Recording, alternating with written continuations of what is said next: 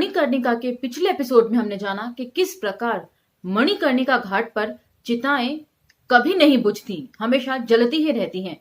उसके साथ ही ये भी जाना कि किस प्रकार मृत्यु जो है वो बनारस का प्रमुख व्यापार है, उद्योग है, और साथ ही अनगिनत पंडों के चूल्हे भी इन जलती चिताओं के कारण ही जल पाते हैं।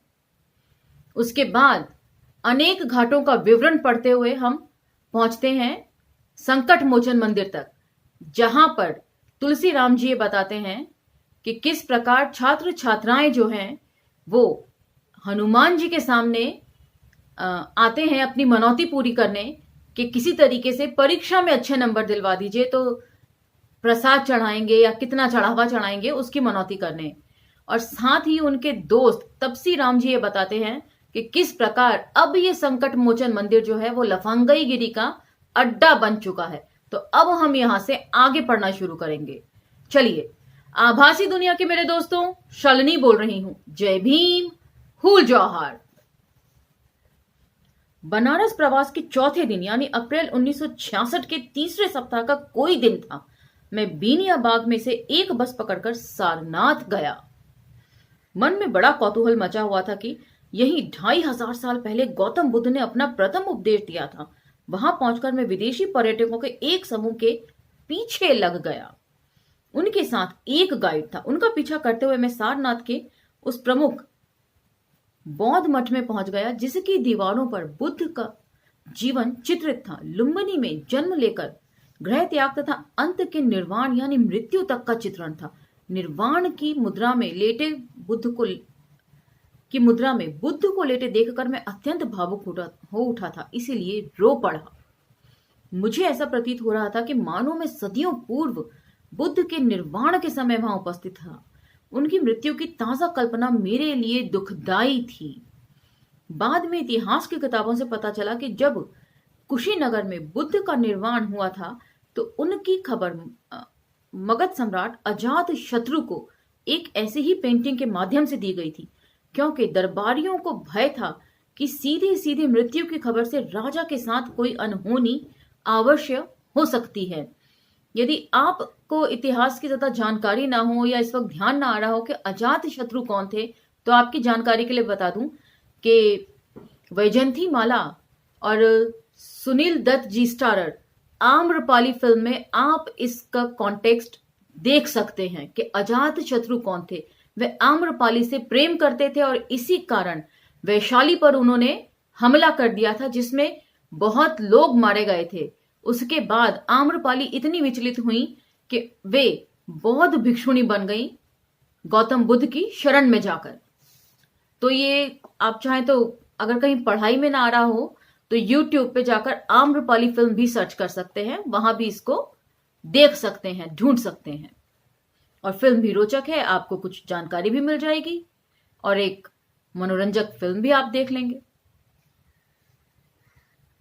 जाहिर है अजात शत्रु के लिए बुद्ध अत्यंत प्रिय थे। बताया जाता है कि पेंटिंग में निर्वाण का दृश्य देखकर अजात शत्रु बेतहाशा रो पड़े थे। तब से ना जाने कितने लोग उनके निर्वाण की कल्पना करके रोए होंगे। मैं ये भी सोचने लगा कि बुद्ध से प्रेरित होकर मेरी ही तरह ना जाने कितने लोग घर से भागे होंगे। एक कमेंट था, नाम बिल्कुल भूल गई हूं, उन्होंने लिखा था कि उन्होंने पहली बार ये बात सुनी है कि कोई पढ़ाई के लिए घर से भागा। तो हाँ, मैं भी ये बात अक्सर देखती हूँ कि लोग ना पढ़ने की वजह से घर से भाग जाया करते हैं कि पढ़ना ना पड़े। तो इसी बात को, इन्हीं सब चीजों के तथ्यों की वजह से ये जो आत्मकथा है तुलसी राम जी की अत्यंत रोचक लगती है। मैं उस मठ में काफी देर तक उस भित्ति चित्र को बार बार एक सिरे से दूसरे सिरे तक देखता रहा। इस बीच विदेशी सैलानियों का वह समूह पास में ही स्थित सारनाथ के प्रसिद्ध स्तूप को देखने चला गया था। कुछ देर बाद जब मैं स्तूप के पास पहुंचा तो वे तस्वीर उतारने में तल्लीन थे। स्तूप की एक परिक्रमा करने के बाद मैं पूछते पूछते ऋषि पत्तन मृगदाव चला। मृगदाव में अनेक हिरण उछल कूद रहे थे। एक भूरा चितकबरा मृग बरबस ही सबका ध्यान अपनी तरफ खींच रहा था। वहां पानी से भरी एक छोटी सी तलैया थी जिसमें अनेक हंस के जोड़े नौका की तरह तैर रहे थे। सैकड़ों की संख्या में दूसरे पक्षी भी थे। इस तलैया के काफी ऊपर एक लौह जाल तंबू की तरह तना हुआ था, ताकि कोई पक्षी उड़ान भरकर कहीं अन्य न भाग जावे। एक तरह से ये पक्षियों का कैद खाना ही था। पक्षियों की तरह ही हम मनुष्यों के ऊपर भी ना दिखाई देने वाला कैद खाना बना रहता है, जिसे तोड़कर तुलसी राम जी आगे बढ़ गए। 2500 वर्ष पूर्व गौतम बुद्ध ने यही अपने 5 पूर्व सहपाठियों कौंडिल्य, भद्दीय, वप्पन, महानाम तथा अश्वजित को प्रथम उपदेश दिया था। ये बुद्ध कठिन तपस्या छोड़कर अन्न ग्रहण करने लगे तो ये पांचों उन्हें पथ भ्रष्ट कहकर उनका साथ छोड़ गए और सारनाथ आकर ऋषि पत्तन मृगवाद में रहने लगे। मैं इस जगह आगे पीछे दाएं बाएं हर दिशा में चारिका करता रहा और सोचता रहा कि सदियों पूर्व बुद्ध के न जाने कितने पद चिन्ह यहाँ पड़े होंगे। मैं उन्हें विलुप्त पद चिन्हों पर खड़ा होने की कोशिश कर रहा था।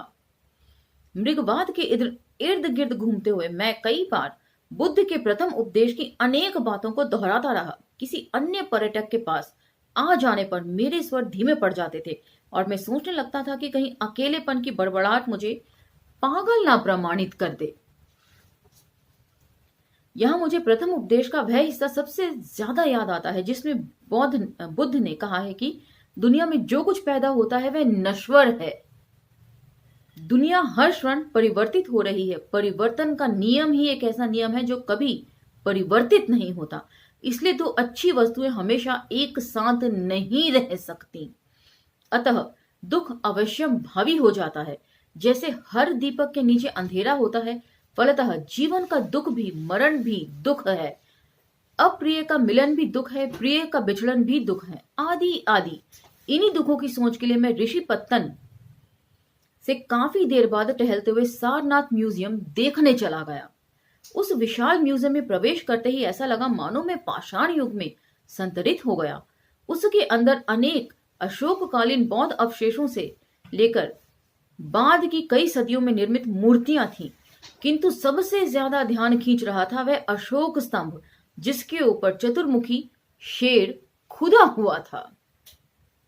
म्यूजियम की पूरी परिक्रमा करने के बाद मैं काफी थक चुका था, अतः एक चाय की तलाश करने के लिए चाय की दुकान में प्रवेश करते ही एक ऐसी घटना घटी जिसके चलते बुद्ध के प्रथम उपदेश में वर्णित दुख की अवधारणा तुरंत साकार हो गई। हुआ यह कि बंगाली परिवार पहले ही वहां बैठा हुआ था। मेरा पैर उस परिवार के पुरुष के पैर से थोड़ा सा टकरा गया। वे क्रोधित होकर खड़े हो गए और बांग्ला भाषा में जोर जोर से चिल्लाने लगे। उनकी रौद्र मुद्रा मेरे लिए थपड़ियाने जैसी थी। शुरू में मैं समझ नहीं पाया कि वे इतना क्रोधित क्यों हो गए। मैं डरा हुआ चुपचाप उनसे काफी दूर पीछे के बेंच पर बैठ गया। चाय पीने वाले लड़के ने चाय देने से पहले मुझे बताया कि बंगाली लोग पैर लग जाने को अपशकुन समझते हैं, तो यहां गाहे बेगाहे उनके कानेपन की बजाय किसी और तरीके से उन्हें अपशकुन समझा गया। तो ये अपशकुन उनके साथ एकदम चिपक सा गया ऐसा मालूम होता है, इसीलिए वे आपा खो बैठते हैं। मैं बड़े दुखित मन से वहां चाय पीकर बाहर निकला तो देखा कि उस बंगाली परिवार की घूरती निगाहें मुझे छिन्न भिन्न कर रही हैं। मैं सीधे बनारस के बेनियाबाग जाने वाली बस में बैठ गया। बनारस पहुंचने के बाद भी सारनाथ का दुख मेरा पीछा करता रहा। मैं बेनियाबाग से पैदल ही जब नई सड़क होते होते गदौलिया की गिरजाघर वाली चौमुहानी पर पहुंचा तो देखा कि बगल में ठीक सामने खुले आसमान वाले शराब खाने में दर्जनों लोग शराब पी रहे थे। बीच बीच में जोर का शोर आने जाने वालों का ध्यान अपनी तरफ खींच रहा था। उस बंगाली परिवार की डांट तथा थकावट से चकनाचूर मुझे उस समय अपने आजमगढ़ वाले पियक्कड़ दोस्त लाल बहादुर सिंह यकायक बहुत याद आ गए।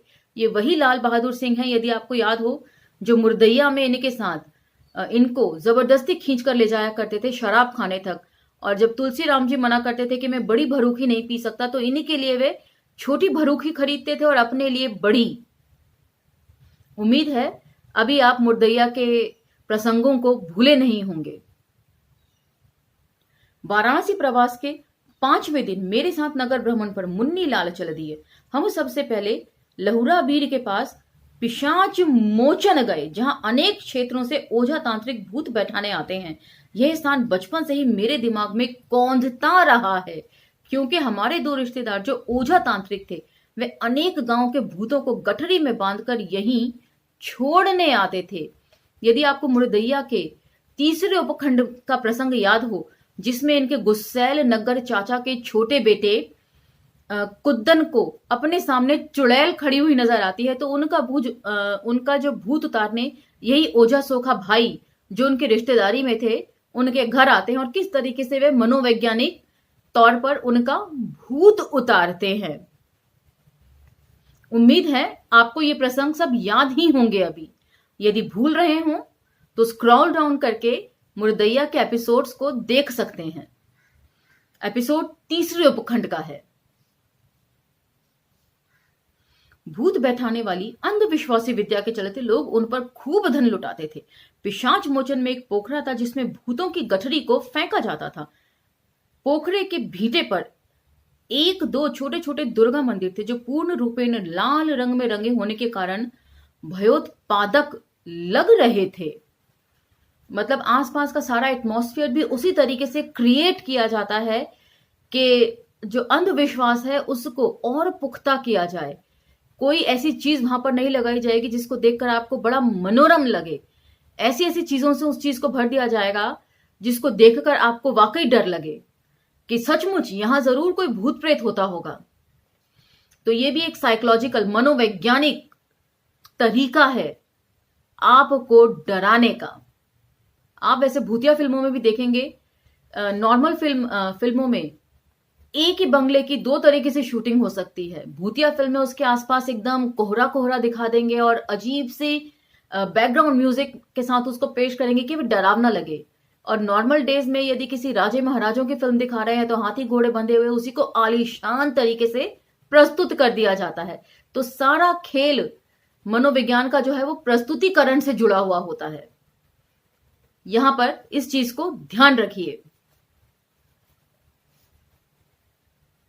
अन्यथा वहां भूतों के डेरे जैसी कोई निशानी नहीं थी।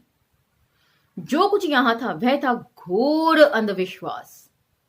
पोखरे के किनारे में काफी देर तक बैठकर काल्पनिक भूतों का इंतजार करता रहा, किंतु कोई दिखाई नहीं पड़ा। वहां से हम कबीर चौरा होते हुए राजघाट के पास काशी स्टेशन चले गए। बनारस कैंट से कलकत्ता की तरफ जाने वाली सारी रेलगाड़ियां यहीं से गुजरते हुए गंगा पार करती थीं। रेलगाड़ियों का आंखों से गुजरना मेरे लिए हमेशा मनोहारी रहा है। अतः हम बड़ी देर तक वहां बैठकर आती जाती गाड़ियों को देखते रहे।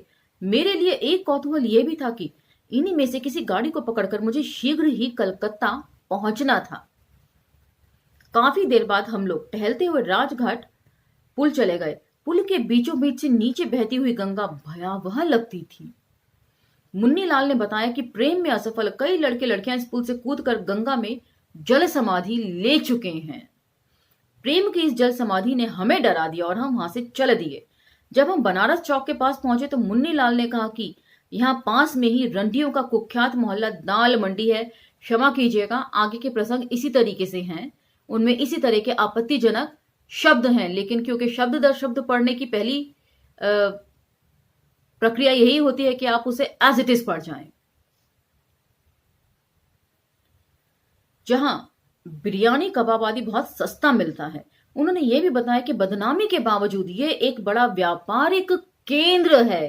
तो मृत्यु के बाद वैश्यावृत्ति जो है वो बनारस का सबसे बड़ा व्यापार है। इस बाबत यदि आपको दिलचस्पी हो, आप में से बहुतों ने सुना भी होगा नाम और देखी भी होगी फिल्म राम तेरी गंगा मैली। इस फिल्म में बनारस के घाटों पर वेश्यावृत्ति को बहुत अच्छे से दर्शाया गया है और नारी देह से जुड़े व्यवसाय को मेरे ख्याल से इतनी खूबसूरती से राज कपूर जी ने मुद्दों को उठाया है जो बहुत खूबसूरत लगते हैं वहां पे। तो ये फिल्म एक बार दोबारा देखिएगा तो आप इस प्रसंग को और अच्छे से समझ सकेंगे।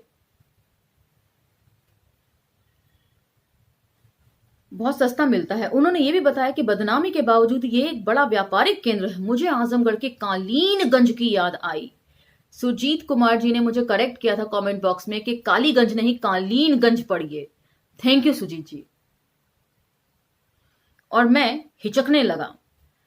मैं हिचकने लगे क्योंकि यदि आपको पर्ण सुंदरी वाला एपिसोड, वो प्रसंग याद हो तो भी भूले नहीं होंगे ना, जिसमें वे छेद में से, दरारों में से झांक कर पर्ण सुंदरी को देखने की कोशिश करते हैं और रंगे हाथों पकड़े जाते हैं। तब उनके दोस्त कहते हैं कि ई सब कुल का मजा भी लेके चाहिए।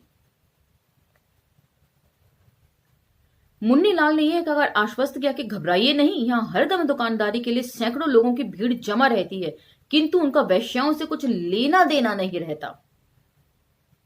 उस समय भूख खूब लगी थी, अतः हम दाल मंडी में दाखिल हो गए। एक ठेले पर रखे हुए बड़े देग से गरम बिरयानी की निकलती भाप ने हमें अपनी तरफ खींच लिया। बिरयानी की मांग के पहले सामने स्थित मकानों में प्रथम तल पर खिड़कियों पर जमघट लगाए कई वेश्याएं हमें बुलाने लगी। उनकी भाषा में वासना का बवंडर था। उनकी निर्वस्त्र शब्दावली से मैं हैरान था। तो यही खूबसूरती है तुलसी राम जी की। शब्दावली को भी उन्होंने कपड़ों का जामा पहना दिया है कि निर्वस्त्र बोली है ये। मतलब बिल्कुल बेशर्मी से, बेहयाई से उन शब्दों का इस्तेमाल किया जा रहा है जिन्हें संभ्रांत बोली में हम वर्जित समझते हैं।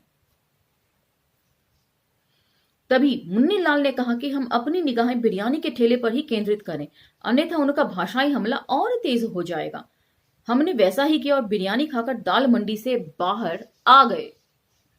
बाद में बौद्ध ग्रंथ विनय पिटक से पता चला कि बनारस या काशी में वैश्यावृत्ति एक अति प्राचीन उद्योग रहा है। तो इससे पता चलता है कि कितना डायवर्जन था तुलसी राम जी की रीडिंग्स में, वो कितना पढ़ते होंगे। और गौतम बुद्ध की शिक्षाओं का तो उन्होंने हर जगह प्रसंगों, मैंने पहले भी कहा था, संदर्भों सहित व्याख्या जोड़ दी है। पता चला कि बनारस या काशी में वैश्यावृत्ति एक अति प्राचीन उद्योग रहा है। वैशाली की आम्रपाली के भिक्षुणी बनने के बाद बनारस की वेश्याएं भी बौद्ध से दीक्षित होकर भिक्षुणी बन जाती थीं। थोड़ी देर पहले ही मैंने आम्रपाली का जिक्र किया कि किस प्रकार अजात शत्रु उनसे प्रेम करते थे और इसी चक्कर में उन्होंने आम्रपाली को हासिल करने के लिए वैशाली के ऊपर हमला बोल दिया था। मुझे याद है जब मैं छोटी थी उस वक्त तो मैं इस सीरियल का मतलब नहीं समझ सकी थी। हेमा मालिनी प्रोडक्शन के तहत ये बना हुआ सीरियल था। हेमा मालिनी जी आजकल बीजेपी से खड़ी होती हैं, बीजेपी की सांसद हैं, लेकिन कुछ काम उन्होंने अतीत में अच्छा किया था। आम्रपाली के ऊपर उन्होंने विमेन ऑफ इंडिया नाम से दूरदर्शन पर उनका सीरियल आता था, जिसमें उन्होंने 8 एपिसोड की एक सीरीज चलाई थी आम्रपाली नाम से, जिसमें आम्रपाली की भूमिका में वे खुद थी। उसमें वे पूरा ब्रीफ करती है कि आम्रपाली जो है वो अजात शत्रु से प्रेम करती थी और वह उनसे शादी भी करना चाहती थी, सब कुछ छोड़कर, राज नर्तकी का पद छोड़कर। तब उनको डिस्करेज किया जाता है कि यदि वे राज नर्तकी का पद छोड़ देंगी तो जो संघ में 8 राज्य हैं उनमें आपस में लड़ाई हो जाएगी एक खूबसूरत स्त्री को हासिल करने के लिए। तो उनकी मजबूरी थी आम्रपाली की कि वहां पर राज नर्तकी के पद पर वो बनी रहें तब तक जब तक कि उन्हें हराकर कोई दूसरी उस राज नर्तकी के पद के लिए योग्य ना हो जाए। तो उसमें उन्होंने बहुत खूबसूरती से एक औरत के व्यथा को उभारा है। ये देखने लायक सीरियल है। तकरीबन 2 साल पहले मैंने इस सीरियल को दोबारा देखा, क्योंकि किसी संदर्भ में मुझे आम्रपाली का कोई संदर्भ था पढ़ते वक्त रीडिंग्स में, जिसे मैं चेक कर रही थी। तो तब मुझे अनायास याद आया कि बचपन में ये सीरियल दूरदर्शन पर आता था, जिसको मैंने आपके साथ शेयर किया है। यदि देखने में रुचि हो तो आप जाके देख सकते हैं कि एक स्त्री के लिए किस तरह मरने मारने को लोग तैयार हो जाते थे, और क्या था राज नर्तकियों का जो वो पोस्ट था वो किस लिए निकाला जाता था, क्यों खूबसूरत स्त्रियों को रखा जाता था, क्योंकि उनके पीछे मारामारी हो जाया करती थी। तो संस्कृति पर गर्व करने वाले तो कम से कम इसे जरूर ही देखें। और वो लोग भी देखें जो संस्कृति पर गर्व करने वालों से तर्क वितर्क करने में यकीन रखते हों। चलिए आगे बढ़ते हैं। बनारस की एक ऐसी ही वेश्या का जिक्र आता है जिसका नाम था अड्ढकाशी। ये श्रावस्ती जाकर बुद्ध से उपसंपदा यानी भिक्षुणी होने का संन्यास लेना चाहती थी, किंतु इस बात का पता चलते ही कुछ बनारसी गुंडे रास्ते में जा छिपे ताकि उस वेश्या को पकड़कर दुराचार कर सकें। तो बनारस की हकीकत को जिस तरीके से मणिकर्णिका के पन्नों पर उतार रहे थे तुलसीराम जी, वो अपने आप में इसको अनूठा बनाने के लिए काफी है। ऐसा जानकर अड्ढकाशी ने श्रावस्ती की यात्रा स्थगित कर बुद्ध के पास एक दूत भेजा ताकि उसके माध्यम से ही वह उपसंपदा ले सकें। बुद्ध ने उस वेश्या को दूत के माध्यम से उपसंपदा देना स्वीकार कर लिया था। तो जो लोग बौद्ध धर्म अपनाने की बात बार बार कमेंट बॉक्स में करते हैं, उन्हें यह भी याद रखना पड़ेगा कि बुद्ध ने कितना लचीला बना रखा था हर चीज को। दूसरे की ऐसा नहीं कि रिजिडनेस में आकर वो बोलते थे कि नहीं आपको यहीं आकर शिक्षा ग्रहण करनी है, जब उन्हें पता है कि उनके साथ कुकर्म हो सकता है। वो भिक्षुणी बनना चाहती हैं, जो पेशे से एक वेश्या हैं, लेकिन वो भिक्षुणी बनना चाहती हैं और उनके साथ कुकर्म करने की योजना बनाई जा रही है। तो किस तरीके से एक संदेश वाहक के जरिए उन्होंने पूरी जो शिक्षा है उन्हें दी, जिनका नाम था अड्ढकाशी। तो बौद्ध धर्म काफी लचीला लगता है इस लिहाज से मुझे कि वे चीजों को अपनाने में यकीन करता है बजाय उसमें झूठे तर्क वितर्क के या रिजिडनेस में। दाल मंडी से टहलते हुए हम एक बार फिर गौरीगंज लौट आए। गौरीगंज में शाम के समय अंधेरा होते ही एक विचित्र नजारा देखने को मिलता था। 5 से लेकर 10-12 साल के बीच वाले 50 बच्चे आसपास के मोहल्ले में शिवाला चौमुहानी पर एक बरगद के पेड़ के नीचे इकट्ठा हो जाते और इधर उधर गलियों में घूम घूम कर देर रात तक नारा लगाते, छागला हाय हाय छागला मुर्दाबाद। हुआ यह था कि सन 1965 में भारत के तत्कालीन शिक्षा मंत्री मोहम्मद करीम अली छागला बीएचयू से हिंदू तथा अलीगढ़ मुस्लिम यूनिवर्सिटी से मुस्लिम शब्द हटाने के लिए विधेयक लाने वाले थे, जिसका प्रबल विरोध बीएचयू के छात्रों ने किया था।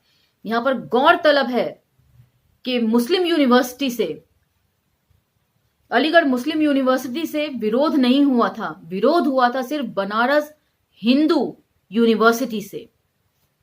क्यों उन्हें हिंदू शब्द हटा देने में इतनी आपत्ति थी, जब अलीगढ़ मुस्लिम यूनिवर्सिटी से मुस्लिम हटा देने पर मुस्लिम स्टूडेंट्स को या मुस्लिम लोगों को आपत्ति नहीं थी, तो ये आपत्ति सिर्फ हिंदू धर्म वालों को ही क्यों थी?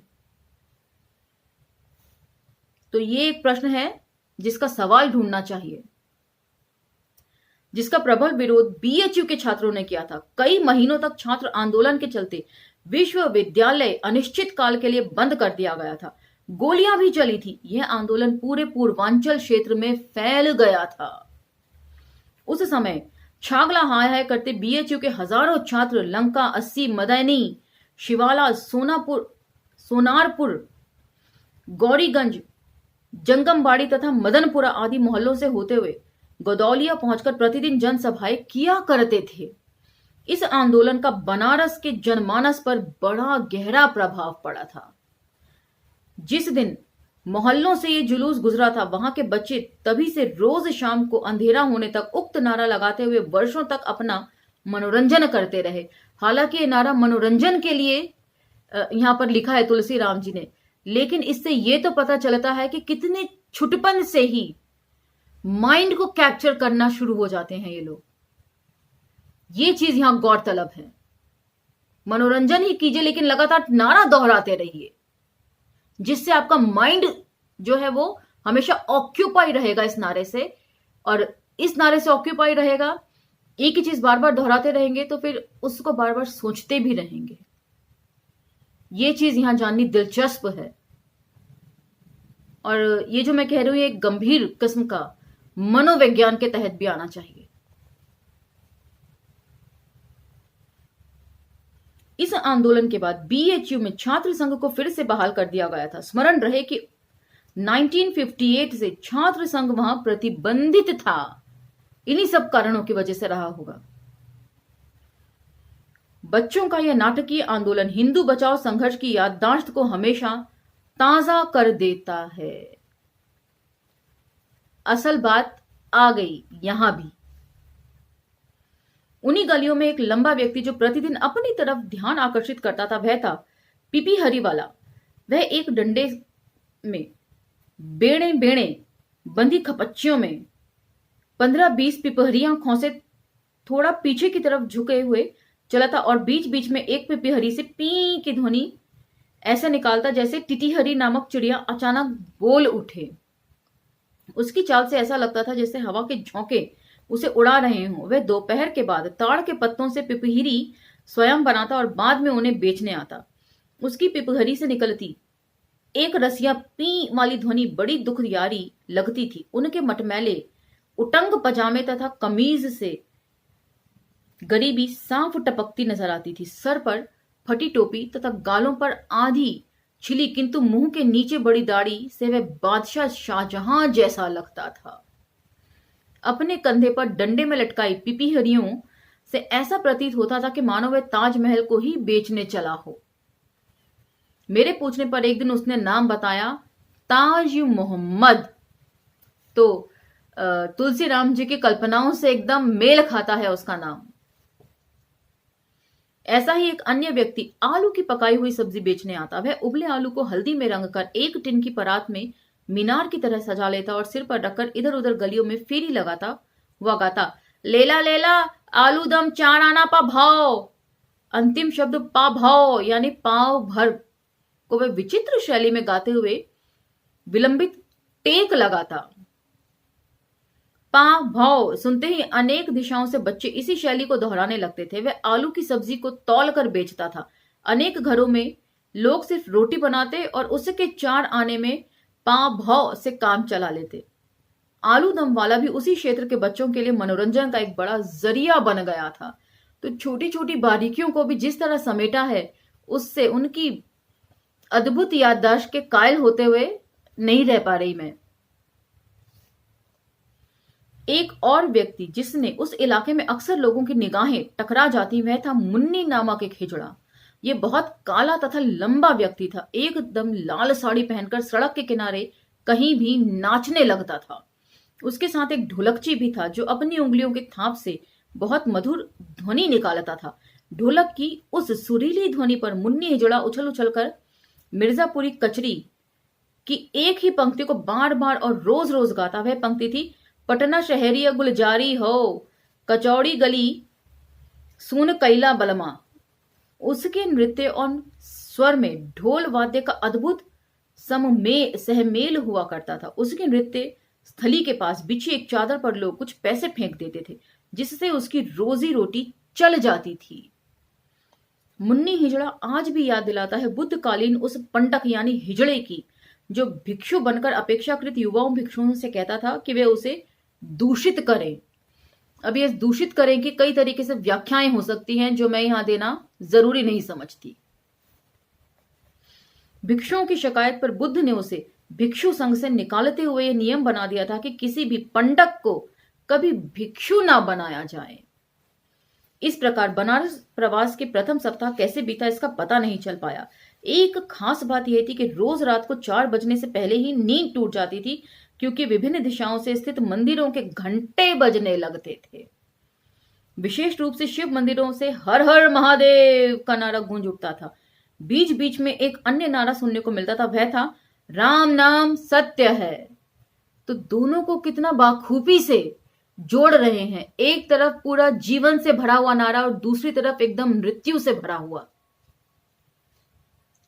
इसका मूल कारण यह है कि परंपरा के अनुसार बनारस शहर तथा आसपास के गांव के मुर्दों को लेकर आधी रात के बाद से ही लोग शव यात्राएं आरंभ कर देते थे। वे शव यात्राएं मणिकर्णिका या हरिश्चंद्र घाट पर समाप्त होती थी। रात के सन्नाटे में शव यात्राओं में लगाया जाने वाला उक्त नारा बड़ा डरावना लगता था। तो वे मणिकर्णिका और हरिश्चंद्र घाट, इसके बारे में वे पहले ही जिक्र कर चुके हैं कि मणिकर्णिका घाट पर रईसों के मुर्दे फूंके जाते थे। और इसलिए ये जरूर संपन्न लोगों की ही शव यात्राएं हुआ करती होंगी, ऐसा पढ़कर आभास होता है। क्योंकि पहले भी वे बता चुके हैं कि मुर्दैया में ज्यादातर जो थे वो जो मुर्दे हैं वो दफन किए जाते थे, और जो दफन नहीं होते थे उन्हें वैसे ही पत्थर से बांधकर गंगा में विसर्जित कर दिया जाता था, डुबो दिया जाता था। तो जलाने की परंपरा का कहीं भी जिक्र उन्होंने नहीं किया है दलित समाज में। रात के सन्नाटे में शव यात्राओं में लगाया जाने वाला उक्त नारा बड़ा डरावना लगता था। गांव में मेरे पिताजी हमेशा कहा करते थे कि शव यात्रा में ले जाते मुर्दे को हमेशा नमस्कार करना चाहिए। अतः उस दौरान मैंने जितना नमस्कार मुर्दों को किया उतना संभव था जिंदा लोगों को नहीं, क्योंकि मृत्यु सबसे बड़ा व्यापार है बनारस का। इस बीच एक विचित्र घटना घटी। मेरे पास के सारे पैसे खत्म हो चुके थे। गौरीगंज सामने वाली सड़क के उस पर ललिता नामक सिनेमा घर था। सिनेमा घर का एक बड़ा अहाता था, जिसके दाएं कोने में एक मिठाई की दुकान थी जो सड़क के बिल्कुल किनारे थी। उस मिठाई की दुकान पर गुजरते हुए मैं प्रतिदिन उसमें रखी हुई बर्फी को देखा करता था। हकीकत यह थी कि इससे पहले मैंने कभी बर्फी नहीं खाई थी, अतः बर्फी खाने की लालच हद से ज्यादा बढ़ गई थी। हुआ यह कि गौरीगंज के जिस मकान में मैं तपसी राम तथा मुन्नी लाल के साथ रहा करता था, उसमें एक छोटा सा आंगन था। आंगन में एक छोटी सी दीवार थी और सामने स्नानाघर। उस घर की एक महिला दीवार पर 40-50 पैसे रखकर भूल गई और नहाकर अपने कमरे में चली गई। मैं जब उस घर में आया तो देखा कि वहां पैसे पड़े हैं। मैंने बिना सोचे समझे उन पैसों को उठा लिया और तुरंत मिठाई की दुकान से 2 बर्फी लेकर खा गया। बाद में जब उस घर में वापस आया तो काफी देर बाद महिला को भूले हुए पैसों की याद आई। पहले उसने आवाज दी कि दीवार पर रखे पैसों को किसने लिया। कहीं से कोई उत्तर नहीं मिला। अंतोतगत्वा उस महिला का सही निशाना मेरे ऊपर लगा।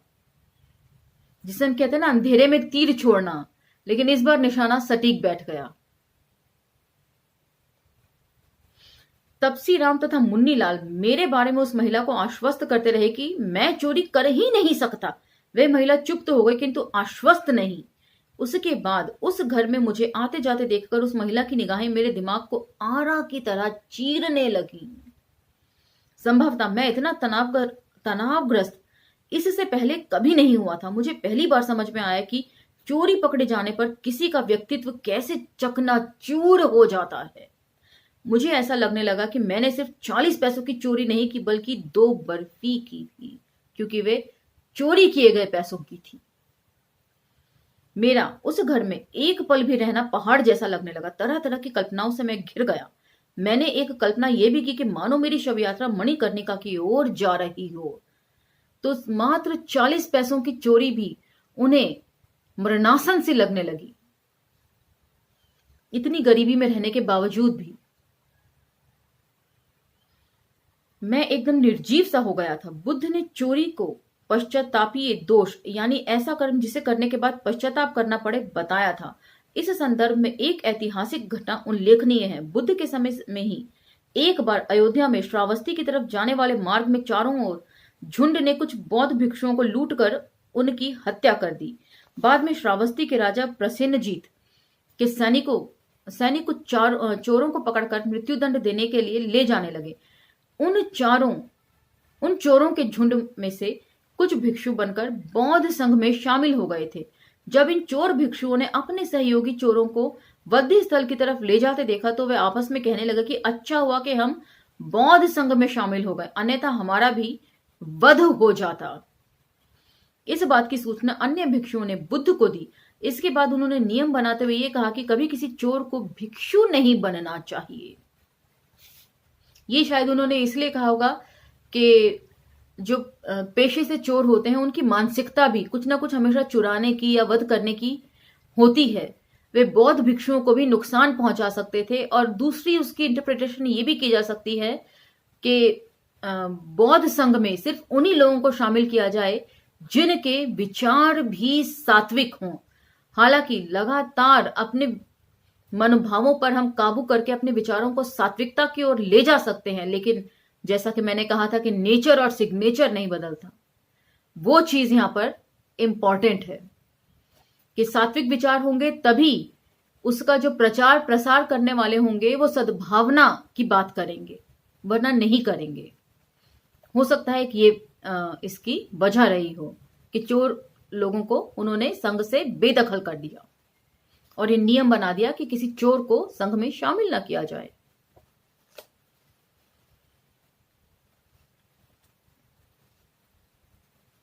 इसके बाद उन्होंने नियम बनाते हुए यह कहा कि कभी किसी चोर को भिक्षु नहीं बनाना चाहिए। तो इसका एक्सप्लेनेशन ही मैं दे रही थी।